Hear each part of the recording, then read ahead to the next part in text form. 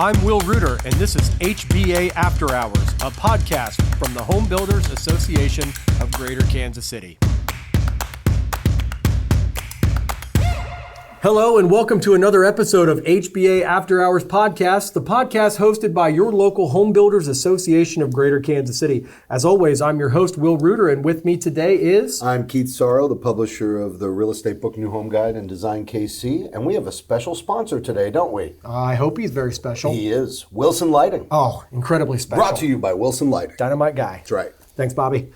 All right, today's episode is predicated on the notion that if you're in business, you're in politics. You may not like it. You may think that you need to find an off-ramp to get out of it, but you're going to have to take your business with you because in today's world, there is so many aspects that govern our daily lives that are made by decisions and participants in the political process. No getting away. Not at all. And so with us today is someone that has been engaged for his entire career in the political process, both on the policy and the political side. And his name is Patrick Feeney. So Patrick, say hello to the folks. I'll tell you, Will, thank you very much for the invitation. Glad to be here. And as I mentioned to you earlier, first ever podcast. So I'm excited that's with you guys. It's you'll never forget your first. Never forget. Looking forward to visiting with you today. So thank you very much. I appreciate it. Patrick, well, tell us a little bit about how Patrick Feeney gets into the career channel that he did, a little bit about yourself. Well, hopefully, if you guys are familiar with Charlie Hooper's down in Brookside. Love Okay. it. So 1988, down at Charlie Hooper's Import Night. I believe that was every Tuesday or every Wednesday night. There is a young lady sitting on the other side of the bar, and I just literally walk over, introduce myself because I think she's cute, and she says she works for Senator Jack Danforth. Okay. And I said, I love politics. I was never involved in politics at all. Never even had any interest in it at all. But I will tell you this, I think people are brought into your lives for certain reasons. Kathy and I, we dated for a while, and she got me involved in politics. And I've been involved ever since the late 80s, working for individuals on staff. And then I opened up the Dublin Group back in the early 2000s. And my specialty within the political process is fundraising on the campaign side. And then I've also had the pleasure to do corporate lobbying as well as in D.C., Jeff City, and in Topeka.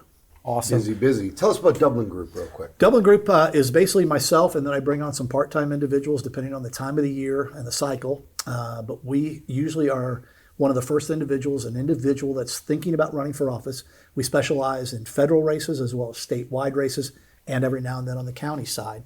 But usually the fundraiser is the person you bring on board first because obviously you need to know if you can raise the money for that office you're seeking. So we work with individuals as they kind of kick off their campaigns and get started. Very good. Well, as our listeners are going to find out just based on that introduction alone, how interesting of a conversation this is going to be because there is so much myth making in the political space. Mm-hmm. It really is, kind of a Mad Lib out there of just paint your own picture of what, you think the political process is. And so hopefully this conversation provides a little bit of clarity as to the realities that are out there because, what we know from a political standpoint is that the quality of the candidate still matters. You can raise gobs of money and that's great, but it's not going to overcome some of those flaws that the public has historically done a good job of sniffing out. You can also have a great candidate that is under-resourced and can't get their message out. So you really got to bring all of those things together. Takes a village. And it's not nearly as scary or distasteful as people would assume that it is. I would agree, and I'll go back to the first part you said around in regards to why individuals give contributions to candidates that are running. I tell everybody right out of the chute, people are going to write you checks because they like you. In regards to you're trying to do something to better, the community. They're not going to agree with you on every issue. They don't expect to agree with you on every issue. But if you are giving it 100% that you're going up to either Jeff City, Topeka, D.C., and you are doing the right things, that's usually why someone will support you. They want to see you be successful. It's not about, because the myth is, people that write checks have access. That is just not the case at all. I can truthfully tell you, of the clients that I've worked with over the last 30 plus years, 99.9% of folks are just wanting to help people that they believe would be good representations of their community to elected office. When you say people writing a check to have access, are you saying like quid pro quo? I would say people, I think the general public maybe has that They perception. have that illusion. That's exactly right. Delusion. Nothing can be further from the truth. And I say that with all sincerity because I live it every day. I know how this works, and that's just not the case at all. People want to see individuals, succeed. I will say things can change on the candidate front after they're in office several years. Sure. But really, as a whole, I think people that are running for office really do want to do it for the right reasons. And again, that could be local, it could be national. Our founding fathers didn't really expect lifetime career politicians. Right. Some states have term limits. DC does not have term limits. But I will say this. There are also some fine individuals up in DC, as an example, that have been there a long time, and they do bring value. So if you were to remove them, after 8 years, I think you are losing some quality people as well. Absolutely. It's the baby with the bathwater metaphor. So be careful what you wish for, because to get rid of the bad, you're going to have to cut away some of the good too. And is that actually a net gain? Correct. That's certainly a debate that a lot of candidates for federal office hinge their campaigns on. I'm going to sign this pledge to only serve X number of years, and then when those number of years pass, well, since there's no enforcement mechanism, maybe I'll run one more time. And I would say the enforcement mechanism is probably the key there. Right. Most folks will sign that pledge. It's usually asked of their opponents, but at the end of the day, we do have a lot of fine people, again, Topeka, Jeff City, or DC, that are doing wonderful work. Yeah. Well, it sounds like you meet somebody in a club, and next thing you know, you could be in politics. But I know that's not true. Why do many people decide to take that path? Is it something specific that they're trying to accomplish, or just interested overall, or in your experience? Well, I'll tell you, what happened after I met Kathy and Senator Bond, Senator Danforth were very helpful in getting me into a program that no longer exists up in D.C. called the American Campaign Academy. And they would select 25 kids, basically, from around the country to come up, and we would specialize in either grassroots, media, or fundraising. I was a little bit of an older classmate up there, and I had some sales background, and I just really flew into fundraising. But that's really how, on top of meeting Kathy, that's kind of how it got started. I traveled down to Florida with my first professional, paying role as a consultant. Congressman Cliff Stearns out of Ocala. Mm-hmm. But, I'm a big Kansas City guy. I wanted to get back to Kansas City. Congressman Stearns did not have an opponent when I got down there, or filing deadline hadn't happened when I was down there, and then it happened, no opponent. And I decided to take an opportunity to come back. And actually, the first statewide campaign I was involved with was on the Missouri side. State Auditor Margaret Kelly back in the early 90s. Margaret ran for re-election in 90, ran for lieutenant governor in 92, ran for governor in 94. Unfortunately, always elected as state auditor, but never as lieutenant governor or governor. But it just gave me great skills in regards to working with so many different businessmen and women, diverse industry, that I really just continue to fall in love with it. And then, like I mentioned, about 2000, I decided to stop doing the staff work and open up my own firm, and have been doing that ever since.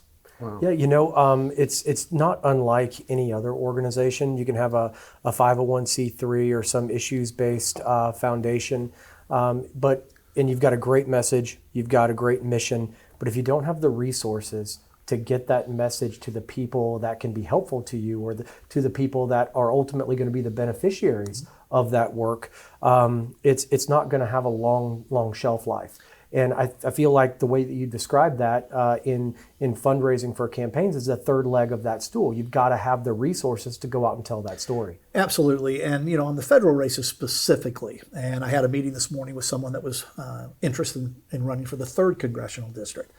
And when I visited with him this morning, I painted the worst picture I could intentionally, because I want these individuals to understand that I visit with, this is an uphill battle, especially when you're taking on an incumbent like Representative Davids. And unfortunately, money is what drives the campaign. You can have all the most wonderful ideas, the policies, the issues you want to focus on, but if you cannot raise the money, it's just not going to happen, unfortunately.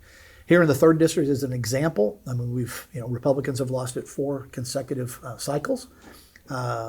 Amanda Atkins in 2020 raised about $6.5 million, about the same in 2022. Dr. Reddy raised about probably just a little under $3 million. Congresswoman Davids can raise between $13 and $15 million every 2 years. You have to be able to raise the funds, and where that starts is with your personal Rolodex. You have to reach out to the individuals that you have a relationship with, businessmen and women, personal friends, family, and say, here's what we've basically been discussing the family. We've prayed on it, we've thought about it, we've made a decision to jump into this, and I need your help. Limits on the federal races, it's $7,000 per individual, primary and general, $14,000 for a couple. Explain that. What do you mean limits? So basically, on the federal races, if you're running for the U.S. Senate or the U.S. House, an individual can give $3,500 for the primary, $3,500 for the general. So a couple can give $14,000. But one thing that's different on the federal side compared to the state or the county, we are not allowed to accept corporate contributions. We can accept individuals, LLCs, and trust, but no corporate at all. But you can see if you need to raise $9-10 million, it takes a lot of $14,000 type relationships. There's no way around that. No one could write a check for $100,000 to $150,000. Not directly to the campaign itself, but most campaigns on the federal level also have a PAC, and there are no limits there. So individuals could write checks to that. But I will tell you this, as a challenger to an incumbent, that is still very, very rare that you're going to have very many people that will do that. You've really got to make sure you're building up that campaign account. And the campaigns, we report every 90 days. So basically, the community, the people, the political junkies, they know where you stand after 90 days. Are you really a viable candidate because you've been able to raise those dollars? Interesting. Yeah, so it's like an entrepreneur that's got an idea for a business. They might go try to get a conventional loan to accomplish it, but they're going to be like, well, how much skin in the game do you have? Correct.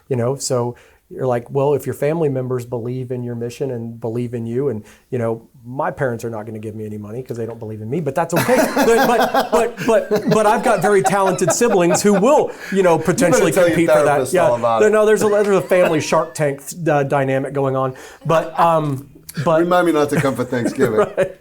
But it's convincing your inner circle that you're serious, and if the other fundraising public sees that if the people closest to you are not buying into you, how could I possibly build a relationship and see your path to success too? So Absolutely. It's a demonstration of confidence. It is. And, since we're judged every 90 days, I always tell folks if they're really seriously about getting started and running for office, we just finished September 30th. Yesterday was the end of the quarter for us.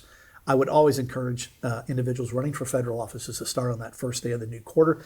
It gives you a full 3 months to show some proof in the pudding when that, Well, and judge for 90 days, forget that. You judge forever. I mean, you got to have an iron constitution to do this. I mean, when you really think about it, just the way the media can spin things, the way your campaign opponent can spin things on social media, how does somebody navigate through that mess? And I would say when I visit with somebody, that is usually, besides obviously the money, this is what's going to happen to your family. This is what social media will do to your family. Now, I will say in Kansas specifically, compared to even Missouri or obviously Florida, Texas, New York, the larger states, the press is very respectful of the kids. Obviously, unless they do something drastically, they won't get involved with children when it comes to this part of it. But I will say your opponents will definitely go after both you, your spouse, in regards to this is what this person talks about on social media. Now, again, it's chatter, but it's out there. And I will tell you this, it definitely can hurt. I mean, if you're not used to the process, especially a successful businessman or woman that's used to making decisions on a dime from the standpoint of instantly, it's a whole different ballgame when somebody else is just throwing barbs back at you. And everybody, R's and D's, it doesn't matter what side you're on. Republicans have their 10 people that are focused on their Democrat opponent and vice versa. So those people are assigned to go out and just constantly refute what that person's putting on social media. So yes, you have to have some thick skin doing this. But if the convictions are there from day one on why you got involved, because these are the reasons. Hard to poke holes. It really is. I mean, I do believe that. You're seeing more businessmen and women that have had a successful career that have now said, okay, I think it's time I step back. I've made my money. I'm successful. The family's just fine. Can I bring some of my skill sets to the government? Can I say, okay, this is what I would like to see if I can accomplish that? The difference, in my opinion, in regards to running for the House or running for the Senate compared to what's going to happen in Kansas regarding running for the governor. Congressmen, Senate and the House, they go up and they debate policy, then they vote. Someone running for governor, that's a CEO position. That's a business position. It's called the executive branch for a reason. So he or she, as the governor, really has an opportunity. Going back to Kit Bond, Senator Bond would always tell me, he says, Patrick, if you want to make a difference in someone's life instantly, be governor, not a U.S. senator. Because, the governor could call out the National Guard in a disaster and help him or her instantly in regards to what's going on in their lives. So again, I think also from a standpoint of background of an individual, I think that also plays a big part in which office they might decide to seek. So a new candidate comes in, you're raising money for them. What's the first thing they do with that money? What's the second thing that money is used for? So obviously marketing is a big part of it, but what else? Well, I tell you, it depends on the time of the year or the time of the cycle they get into the race.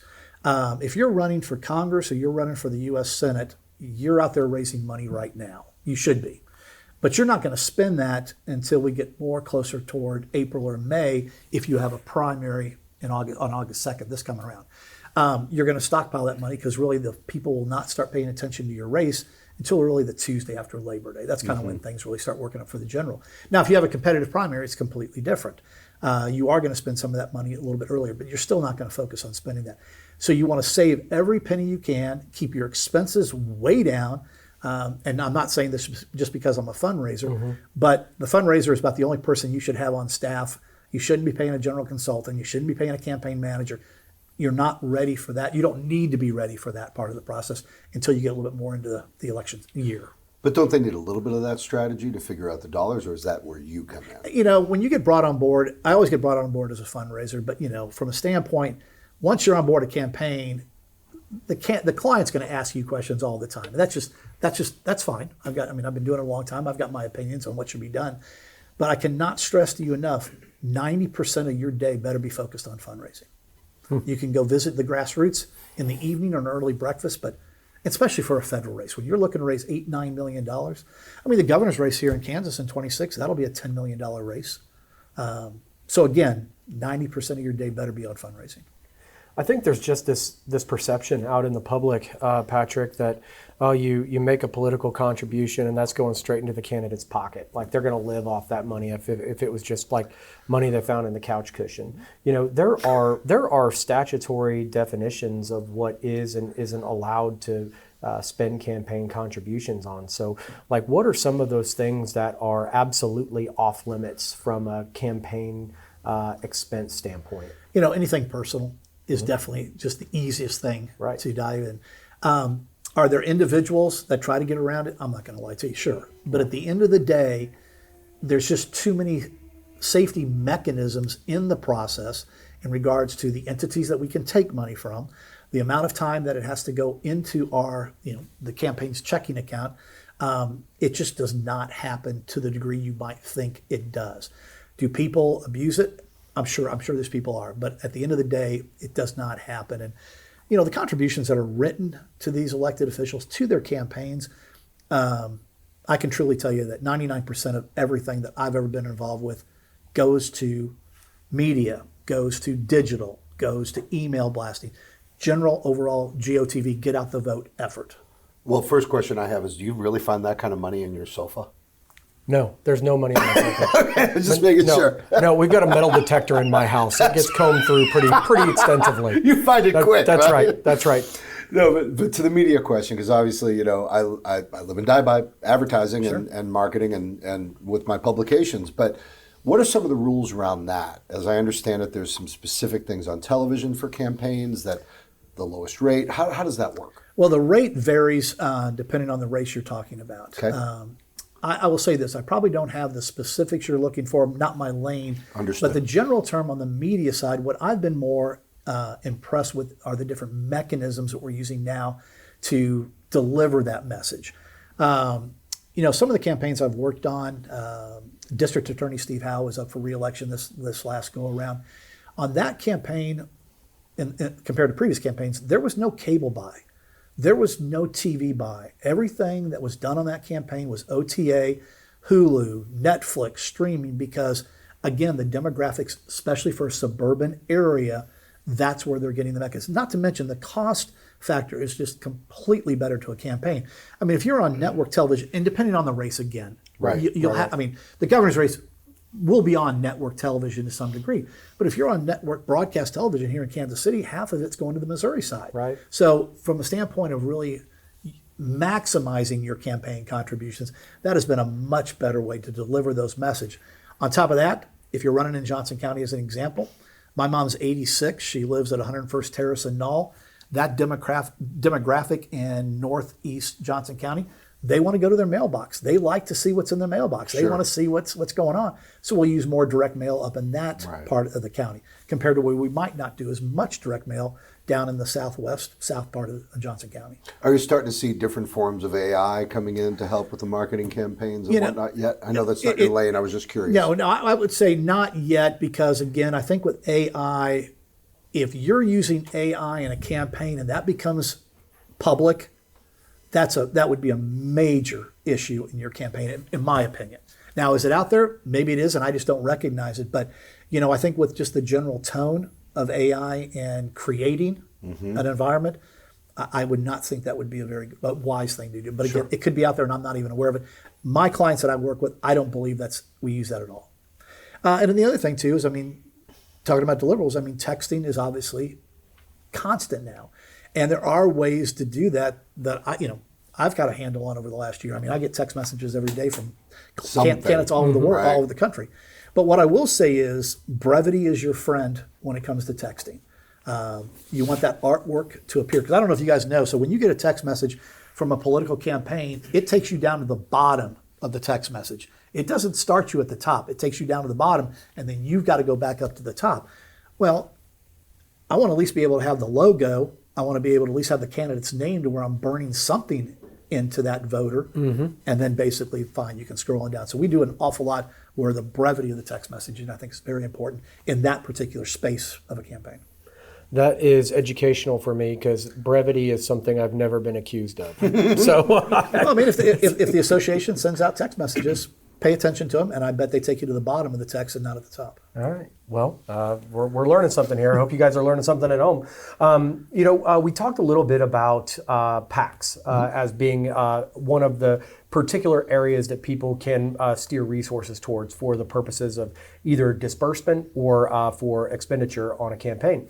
We've got a federal build PAC here as part of our HBA here in Kansas City. The HBA here in Kansas City doesn't control those dollars. We raise money and kick it up into the national fund. So build PAC does not contribute to candidates for President of the United States. It is just for federal lawmaking. So senators and members of Congress. Those build PAC dollars are voted on by the trustees. Every state's got a couple of trustees. They get together in a room 3 times a year and talk about who are those housing friendly candidates. The R or the D doesn't have any type of bearing on any of these conversations. It's who's promoting or supporting policy that is more likely to be beneficial to the supply of new housing in the United States. And so our build PAC here locally has supported both Mark Alford and Emmanuel Cleaver.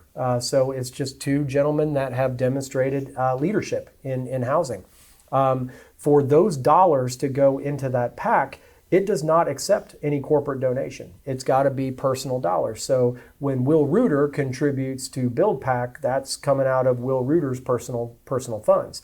So that's an important distinction for a lot of people as well that just think, oh, Build PAC's just being pumped full of home building profits. And no, these are coming out of the pockets of individuals within our industry. Then here locally, we've got a handful of local political action committees that we do to help state legislators on both sides of the state line, as well as candidates for local office, get their message out to pay for those mailers. Again, they may have some policy preferences that are maybe culturally or socially, different than what we might want, but they're great on housing, and we wanted them to have those resources to get that message out. Now, our local PAC can accept both personal as well as corporate dollars. So that can be a business expense that our members can contribute to. Now, can you write those off on your taxes? Absolutely not. That's a political expense. So you really start to see how many layers there are to this thing and how complicated it can be. And given the fact that one of the most famous fictional residents of Kansas City, Ted Lasso, told everybody to have the memory of a goldfish, 10 seconds. That's about the attention span of people. So when you start talking about these things, they start going, oh boy, here we go again. We're going to talk about politics, and it's going to get complicated and messy. But Patrick, what advice would you have for someone what resource would you steer them towards to help them kind of better understand some of these nuances? Now, I'm a weirdo, so I get on the Kansas Ethics Did you Commission. just call yourself a weirdo in public? Well, yes, and it's only because my wife refers to me very affectionately as a weirdo. Very affectionately and forcefully, I might add. Sometimes. Yes. Right. But and then the Missouri Ethics Commission, where they've got all of these rules on here, and they're accessible to have a phone call or an email exchange about the rules between this and that. But are there any kind of resources out there where the common person can say, you know what, I want to learn a little bit more about this, and I don't know if the comment section on Facebook is the most reliable place to get my political legal advice? Definitely not the best place to get. I want to back up a second too when you were talking about the Fed PAC that the Build PAC has. What I want to make sure also folks understand with those is you have to thank your members of your association, because those individuals are taking $25, $100, whatever the amount is out of their paycheck to go into that.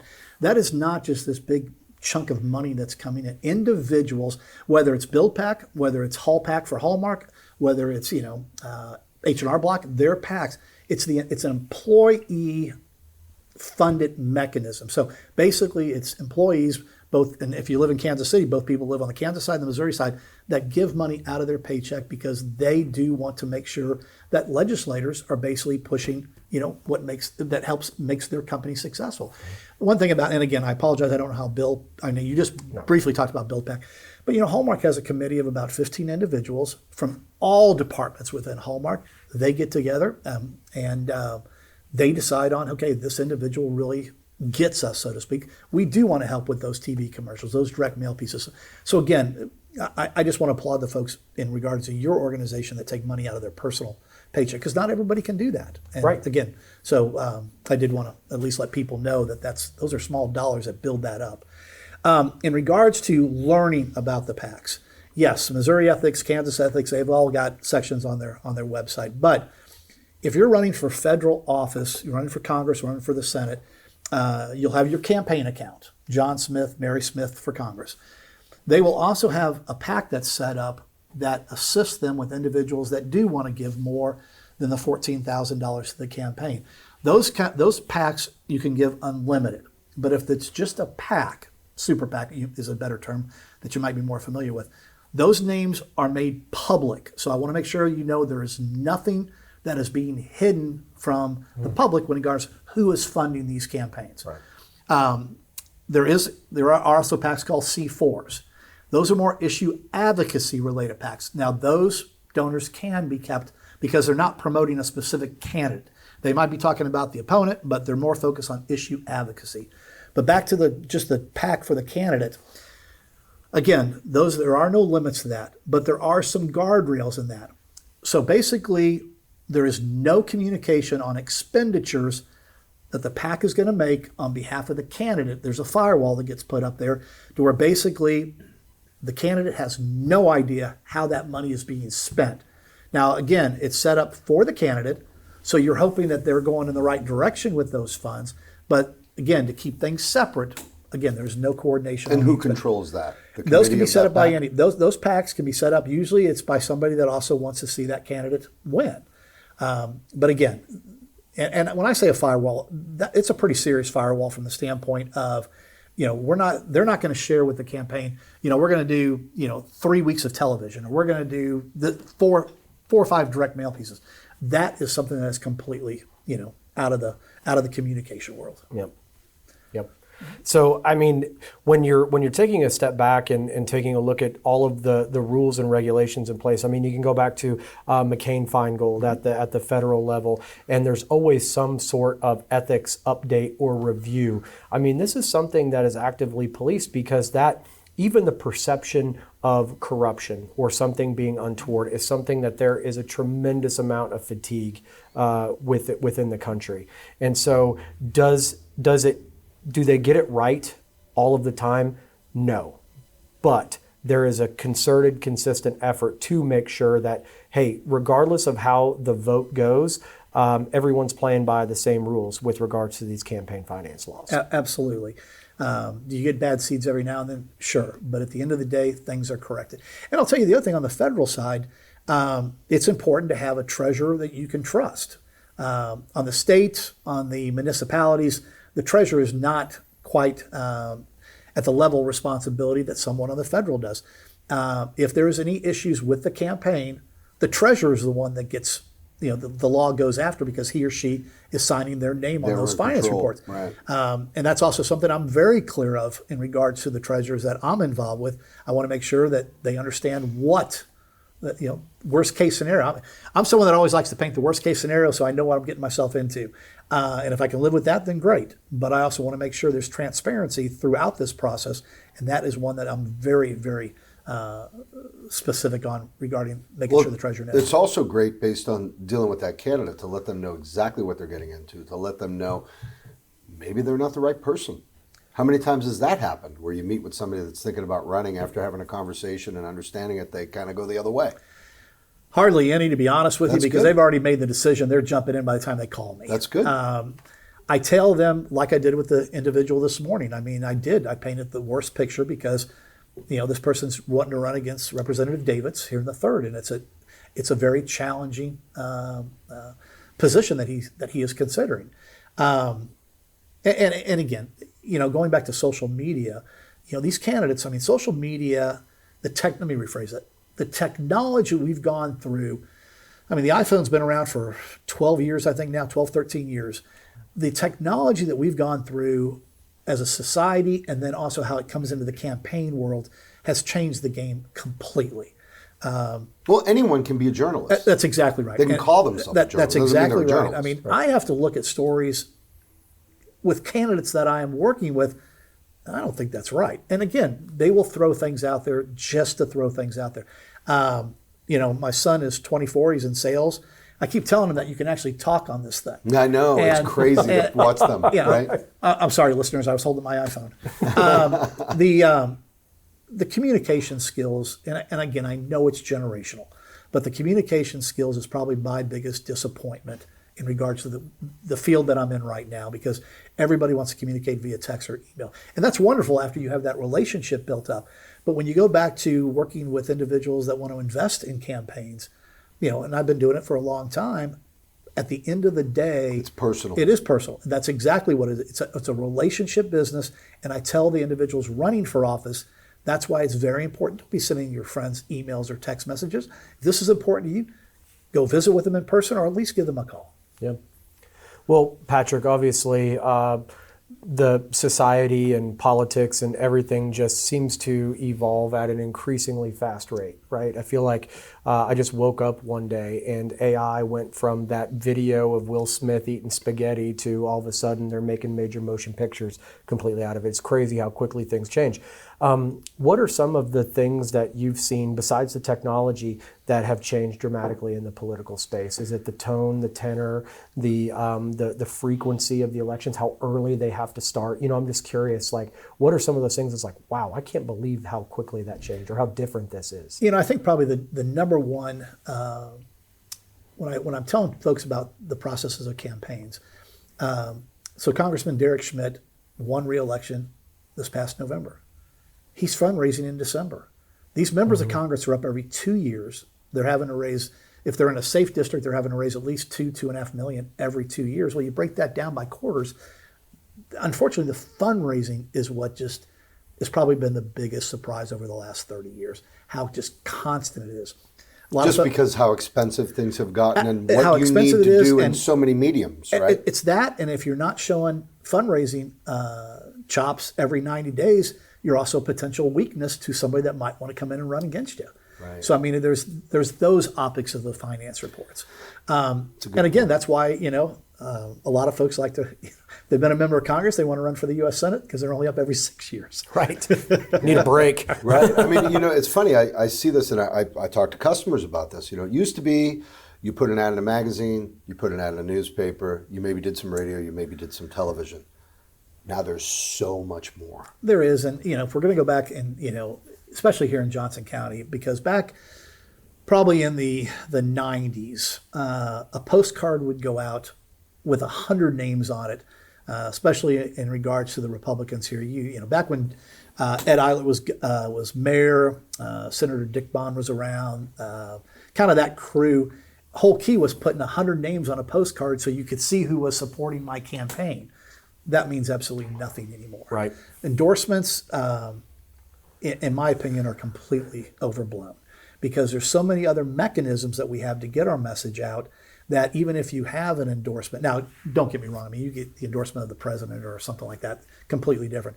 But just from a municipality, a county ways, that part of it is very, very little. But I would say basically, if you're looking at, what has changed, direct mail is not near the force it was 10 years ago. Again, depending on the demographics of the district that you're running in, it's really more or less what can I get to show up on your phone? What can I get the attention from via email? How can I not just go into someone's spam? I mean, there's a lot of technology that can really help with those deliverables. Geofencing, geotargeting, Absolutely. all that sort of thing. I mean, geofencing, we use geofencing like, for example, if we're you got the Kansas Republican State Convention's coming up. I think it's down in Wichita this year in February and March. Every serious candidate will have geofencing surrounding the hotel, maybe 2 miles out from the hotel, depending if someone's staying else. And if you're in that space, you will have ads hit you when you're on ESPN or you're on whatever the case might be. Anything. Yeah. Geofencing is very, very, I think, a great tool to use for those kind of events specifically. Right. More targeted stuff. And the other thing too on cost savings, we were talking a little bit about OTA with the streaming on Hulu. So what we did with Steve Howe, basically, the great thing in Kansas is every morning you can sign up to where the Secretary of State will send you a list of people that have already voted. So you can go into again, technology that's over my head, but the process is this. You'll have IP addresses for these voters. Well, to save money, let's go ahead and pull out the IP addresses from the people that already voted because, we can't change their minds at this point. So there's just so many different layers that go into it compared to what it was 10, 15 years ago to where I'm excited about that part of the process. But again, it's a trade-off with technology / social media, which is not necessarily a good thing. It is. Probably one of the more frequent conversations that I have with people, they say, I can't stand politics, but I just care about getting to the right policy. Like, why can't we compromise? Why can't we get together? And my response to that is always the policy always has to come after the politics, because the politics is the process by which we use to decide who gets power. And if you're not involved in the political process, then you have to adhere to whatever political outcomes that whoever did participate in that political process ultimately concludes with. So again, if you're in business, you're in politics, get engaged. It doesn't necessarily mean stroking a check or making an online credit card contribution to a political candidate. We certainly do encourage that, both here locally as well as to those candidates that have been supported by the Political Action Committee here at the KCHBA. But it's putting up a yard sign. It's telling your neighbors who you're supporting, speaking up and saying and being able to articulate why. Not because I was told by this organization that this is the best person. It's because I pulled up their website, I pulled up the opponent's website, I looked through it. This seems to make more sense for my business, my family, my own personal preference. Just that little bit of research, I think, boosts voter turnout. That's the equity stake you've got in your political outcomes, your policy outcomes. Because when you look at the local level, our voter turnout in the Kansas City Metro in municipal elections in odd-numbered years is abysmal compared to who shows up when there is a president or a congressperson on the ballot. That's great. You should be voting in those. But every time you've got a ballot available to you, you've got a stake in that. There, you wouldn't have a ballot printed with your name on it, with your address, within your precinct, with people you can choose from, if your voice didn't matter. So go fill that thing out. Now, you can ask me who I think you should vote for, and we'll have that conversation. But at this point, I just want people to go exercise their right to vote. I mean, 13.36% voter turnout in the KC-Mo municipal election a year ago. You've got just over 25.4% in Johnson County during their last municipal election. We've got a municipal election in Johnson County municipalities coming up on November 4th. Right. And I would hope that we rise to that. Just got a knock at the door yesterday from a candidate. That 75% voter turnout that Johnson County voters exercised in November of 2024 when you had the national election. If more people took an ownership stake in their local government, you would get different local outcomes than what we've got. It's the entire premise of the Let Builders Build campaign that we're doing, is to motivate people to participate in the political process. Yes, we obviously encourage contributions for those right candidates, but at the bare minimum, exercise your right. Look these guys up and go fill in a bubble or do a hanging chat or do whatever you got to do. Right. That's a little 2000 election throwback for all of our Gen Z listeners, which I'm sure are in the millions. Right. I'll take it just one additional step in regards to the involvement part.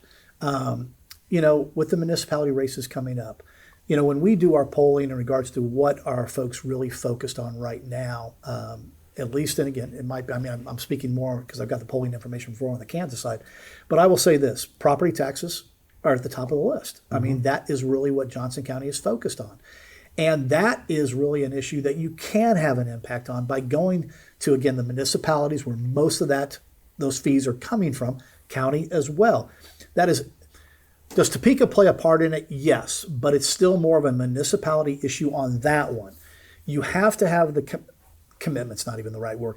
You have to at least work that hour into your schedule between the kids' softball game, the kids' basketball game, to at least go to an Overland Park, city council meeting, a Johnson County commission meeting on a Thursday.